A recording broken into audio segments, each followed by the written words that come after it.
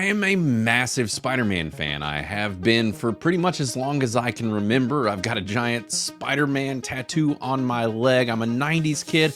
I grew up just entrenched in Spider-Man, and pretty much he's been around for as long as I can remember. And when they announced that a Venom movie was being made quite a few years back, I got really excited. Then I realized that this was a Venom movie without Spider-Man. And if you know anything about Spider-Man, you know that there really kind of isn't a Venom without Spider-Man, but they've managed to make now a trilogy of films about Venom completely without Spider-Man. And I've not been a massive fan of this franchise in general, but the first one was okay. It wasn't too bad. The second one I really didn't like, and honestly, I did not want to see this new one at all. So, spoiler alert, but I was surprised to actually enjoy this movie. As always, be sure to throw us that subscribe, the likes, the comments, and make sure to visit Criticless.com. We are an entertainment reviewing platform for reviewing movies and television shows, and you can just go on and make some friends and talk about the things you've been enjoying lately. But let's go ahead and review Venom: The Last Dance. This new Venom film once again stars Tom Hardy as Eddie Brock, the current Venom character for this weird spin-off Spider-Verse thing that Sony has going on. Don't even get me started on that. And then most of the rest of the cast is actually new. We had Juno Temple, who I did not know was going to be in this, and it seems that we've got a little bit of the Ted Lasso crowd for this movie because it's also got another character as well, which is Cristo Fernandez, I think is his name. He was in the last one, teased at the very end, and they brought him back for a tiny bit of this movie. But between him and Juno Temple, I'm wondering if there's some casting director share. But anyways, this is actually directed by a new first-time director, Kelly Marcel. Now, she's been attached to the other films, but this is the first actual Venom movie she's directed. Not only that, but the first film she's directed ever. Now, this movie, as far as the overview, it states that Eddie and Venom are on the run, hunted by both of their worlds, and with the net closing in, the duo are forced into devastating decisions that will bring the curtains down on Venom and Eddie's last dance. And honestly, that pretty much sums up this entire movie. Venom: The Last Dance is quite simple. This is not a complex film. There's not a whole lot to it. It's just kind of a buddy film that's an adventure travel movie about aliens, and it's fun, it's funny, it's lighthearted. It's simple, but at the same time, weirdly a little bit complex. There's a few exposition dumps here and there where they kind of explain everything that's going on, which is that basically it explains more about Venom's world, where he comes from, and it kind of humanizes Venom in a sense and just the other symbiotes, and it pulls them more away from being as much of the villains and gives them more of a purpose and a meaning and why they're on Earth. And I think that this actually worked pretty well for this series, and I think it was a clever way to kind of close out things for where this world has been going and this approach to these characters. And like I said, I didn't hate it. I actually had quite a bit of fun. Now, the second one, I really did not like. I did not like the, just pretty much anything about Let There Be Carnage. I didn't like the approach to Carnage and that character and just how they did it. I just felt like a very messy movie. I didn't like it at all. But this one, it's kind of a fun ride. It has some ups, some downs. It has some slow time. It has these other characters that are thrown in as they're working their way through this story and they're traveling along. Don't get me wrong. There are contrivances in this film, connections where things happen, and it's just very much by luck and probably shouldn't happen, and just these kind of ridiculous moments, but that's kind of what this franchise is known for anyways. And look, I've seen a lot of really bad movies, including Joker 2, which was one of the worst films I've ever seen in my life. So maybe I was a little bit softened by all of the bad movies I've seen of late. I mean, it's just, I don't know. Maybe my guard was lowered, but I really did have a fun time here. And there was a lot to laugh at. And honestly, I think a lot to like. And if you did like the two previous films, my guess is that you are actually going to like this movie quite a bit, which brings me to what I actually wanted to make the main purpose of this video about, which is the critics and why they don't matter. And that plays into me and Criticless in general, because I'm not a huge fan of critics, and I think that Rotten Tomatoes specifically gets a whole lot wrong. And if you were to take a look here, at the box office numbers, the first Venom made $213.5 million domestic in the US and then $856 million worldwide. So clearly this does well overseas. The last film did 213 domestic and 506 million worldwide. So still did better worldwide. So the overseas numbers for this series is really good. And I think that that's going to be the case for this as well. And also what plays into this is the critic scores for these movies in this series. Now, this current one already has a 37, so it's getting review bombed already by critics. Now, this comes into the flawed system of Rotten Tomatoes, which I'm not going to get into in this video, but if you know anything about me, you know I hate Rotten Tomatoes. It's a broken system. It does not work. Thumbs up, thumbs down system is super, super broken. And so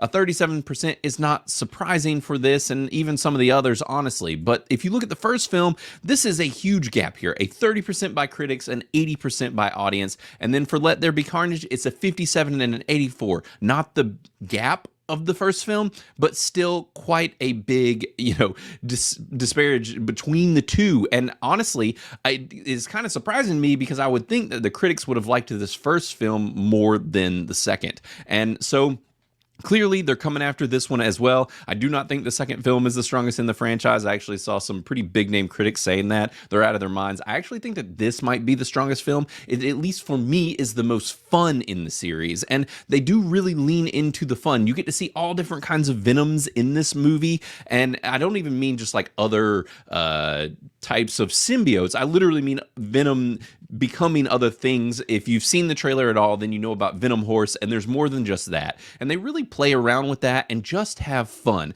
Now, and this might be a slight teaser, I do want to go ahead and give a warning to those that were excited about this possibly tying in to the larger Spider-Verse. It doesn't happen here. Don't get your hopes up. That's not the case. It's not going to be in this movie at all.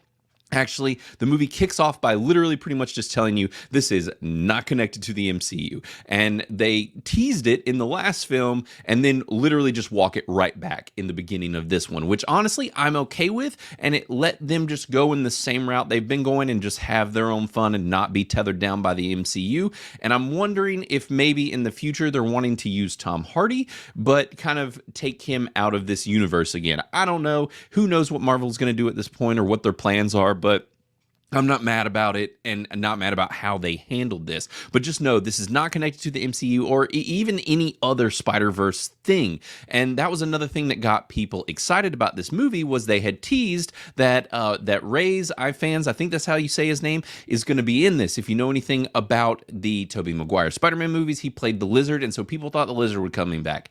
He's not. Just know that going in so that it doesn't ruin anything. I knew very little about this movie. I've not even seen a whole trailer. So everything about this was a surprise. So maybe the trailers kind of ruined this movie. It would not surprise me in the slightest. But the big thing to note here is these scores. Don't look at the Rotten Tomatoes scores. Just go and enjoy it and have fun. If you've seen the other movies, I think you definitely will like this because like I said, I'm not even a huge fan of the others and I think that this was the best in the series. And honestly, it's kind of where these characters bounce off one another, even though it's still both of which are played by Tom Hardy. Them being in this buddy scenario is very fun and they really lean into it and grow this relationship, make Venom more likable, make him have more of an explanation to him, and I thought it was fun. This is a good time. Am I saying rush out to the theaters and see it right away? No, I'm not. But I'm saying, if you catch it on a matinee, go see it. Or if you loved the other ones, definitely watch this, or just wait until it comes out on home release. But